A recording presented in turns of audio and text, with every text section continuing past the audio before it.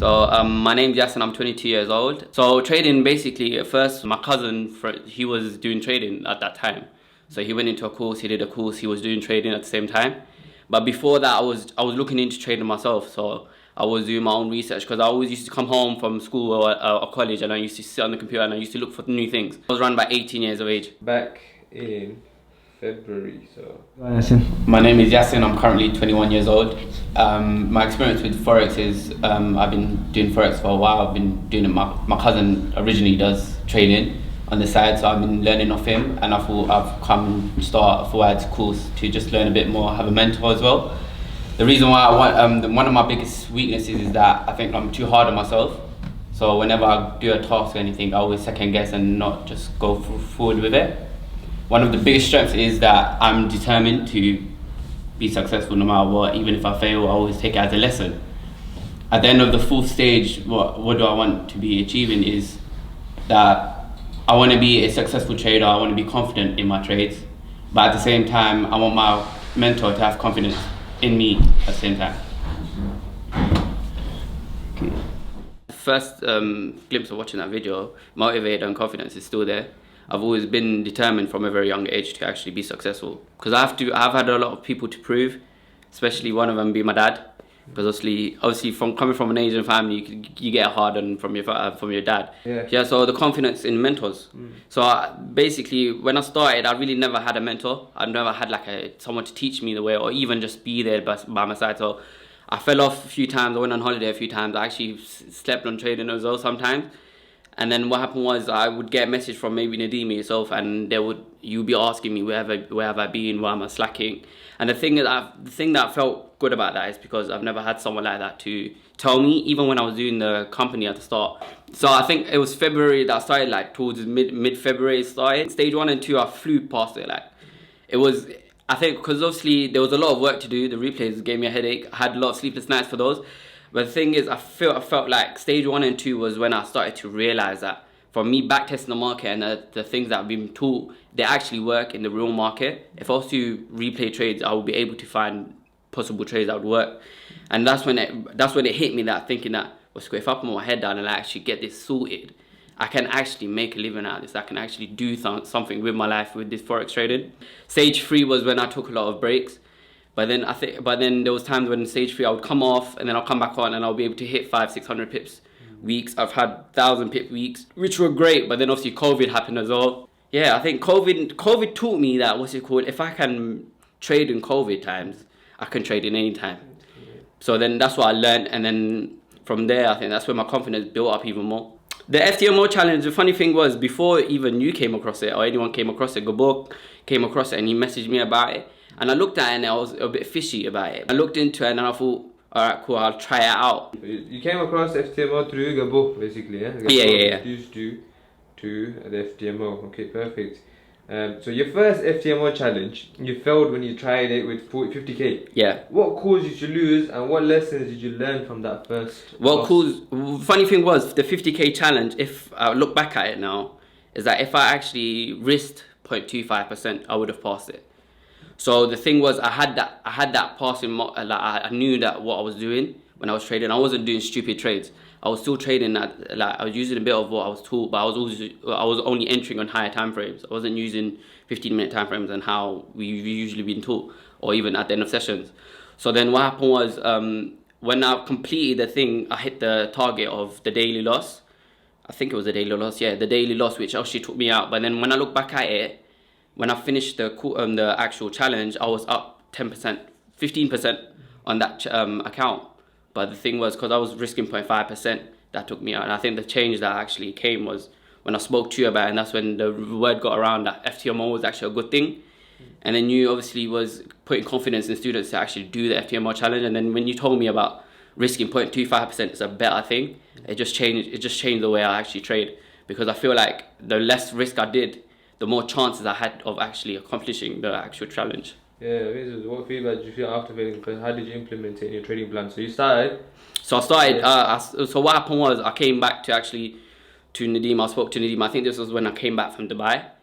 I spoke to Nadeem, and then I was like to him, I want to come to the in-person. So I came into one in-person, and I think obviously I was a bit gutted because everyone had results to show and I didn't have results to show. So I thought like I don't want to end like put, because I always whenever I did this course, I would always look back and think I've put £1,200 into this course. I don't want to just flog it. So that would always be in the back of my mind. And then I did and then what happened was I came back with Nadeem, and then the first week I had 300 pips positive. So I thought, all right, cool, I can do this if I stick to the 0.25%. And then I think the following week was when I actually went into the challenge. I even told you, there was another video before we did it, I was like, I'm going to try and accomplish it before November, and now we're here. So my plan was that I would look for quality trades. So what we've been taught is full session confirmation, half session confirmation, double session confirmations, and highs and lows.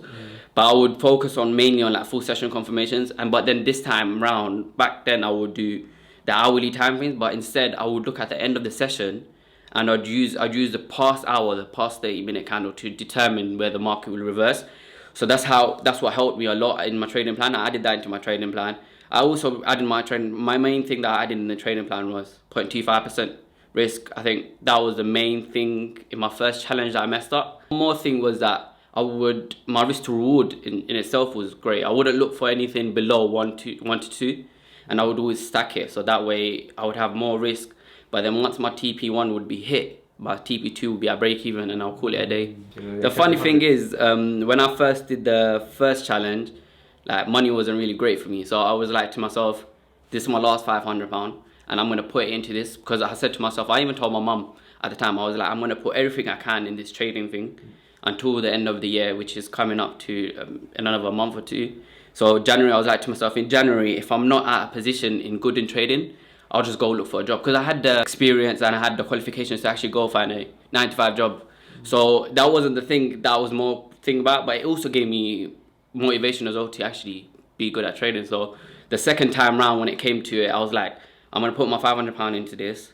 If it goes the way I want it to go, I stuck to my plan.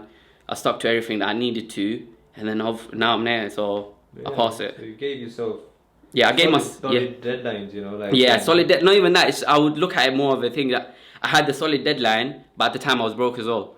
So I would think that, alright, I'm gonna start from a clean slate in January. So my first challenge, the funny thing was I started the challenge, and then the first 2 weeks is when I got ill.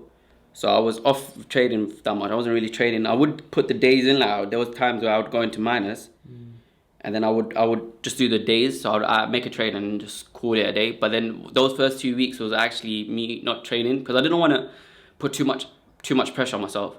But then when I came back and I was alive and I was well, I was like to myself, oh crap, I've got 2 weeks left for this actual challenge left. So I was like to myself, I'm just gonna stick to the plan and I'm just gonna go with it. If I finish in a positive, which I was at the time when I started, I can do the challenge, and then if it doesn't work out after 30 days, if I'm on a positive, I'll do a redo. So you started off straight away, you can see the curve and pretty much positive. Yeah. So that's give you a confidence boost, and you got a little bit of a dip. What happened there? So that dip was when actually I went against my plan. Took some dumb trades. Obviously you're gonna take dumb trades, like you like my discipline wasn't the best thing in this challenge. And I still think there's a lot of places that I need to fix my discipline, like time management and that. But I feel like once I did the first challenge and I was up 5-6%, I was like to myself, all I need to do is look for one good scenario. Because like with me, it's like one good scenario can overturn me 4% or 3.5%. And that was literally what I needed to complete it. So I took my time with it, and then it came down to the last week. And then that's when I actually had that big spike, and it took me all the way to the top. What about the stats? How's the stats looking there? What would you say about the stats? So the stats, so where it says the max daily loss, that's when I took most of my trades. The max daily loss was 5,000, which was 5%. So I came to 4.3%, and that was the time when I took so many dumb trades. Like I was gutted. At the end of the day, like it didn't hit me mentally. Like I would look at them and I'll think, what an idiot.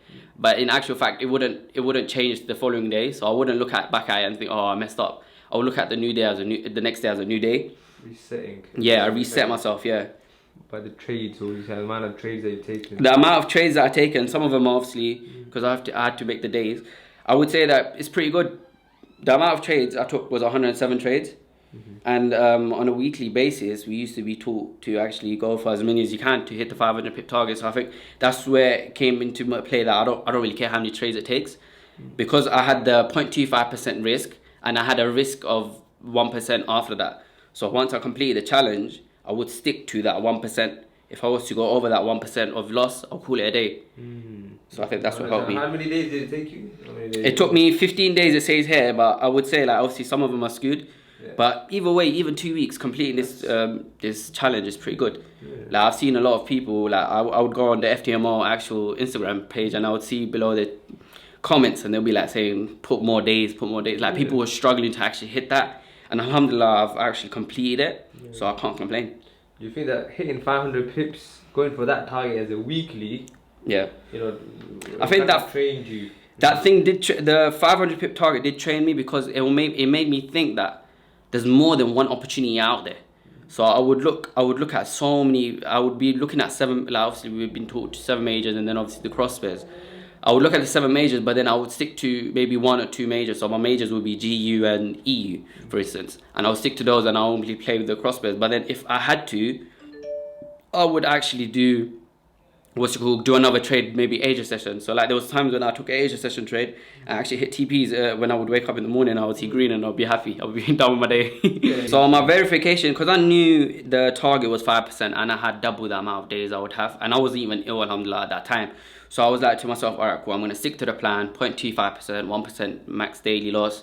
And then I obviously looked for the proper good scenario. So I would look for maybe 1 or 2 good scenarios, and I would stack my trades, which I always do. And then like sometimes, like, I would have a little dip, but then I would know one good trade will get me back in, and that's what I did. I went up 4.3%.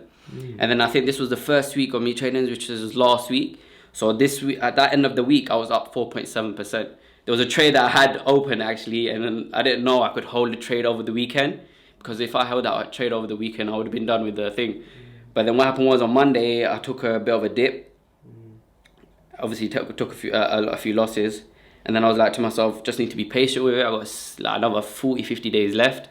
I've just got to, look for that good trade. And then it came to that trade. I got one scenario, that was 4% I could have overturned. But as soon as I got into the target, I just closed everything. I was like, I'm done with it.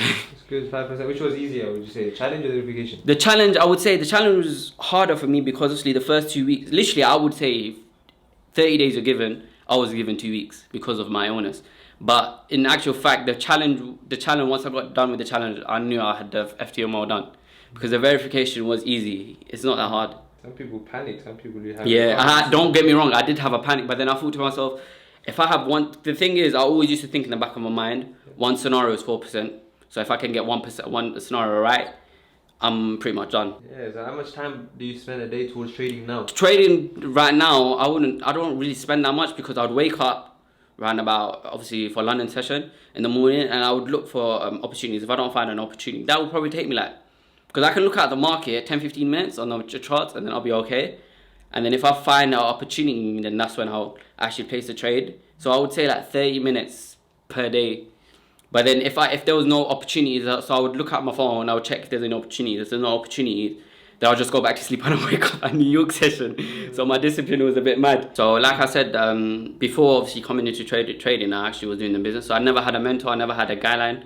I would speak to people, like the maddest thing is, I would speak to people that are millionaires with the actual Amazon platform, and I would have conversations with them. I can conversation with them, but I wouldn't have a person that would actually be on my case telling me to do this, where you need to do, what you need to do to improve. And I feel like before I even came into the course, I would even speak to Fuad and Nadeem, like I said, when I had to see my car accident. I would still liaise with them, and the maddest thing is, like, it didn't cost me anything for them to give me their time. So I would conversate with them, see what I needed to improve on, what we could do to actually get me there. And then coming into the course, I wouldn't say that, like, they're my mentors, but at the end of the day, it's like I felt like I had a relationship with them, like, as a friendship. So like, we wouldn't only talk about trading all the time. It would be like gym, it would be other things outside of life, which was nice. And I feel like a mentor is a very important thing to do, because obviously like we've seen loads of us have seen that he's successful with what he does, and I feel like I needed someone that's already been there to help me get there. Basically, the thing is, never give up, man. Like, no matter what it is you want to do, put your head down and just do it. No matter, like, I've had people in my family that said to me, I can't do it. I've had people push me around, and it's life, man, at the end of the day. But it just builds you to be stronger and just keep doing what you want to do. If you want to succeed in something, just put your head down. If you're going to have people saying stuff, just leave them, ignore them, because at the end of the day, the people that are saying things haven't done what you want to do, and you just got to take the risk.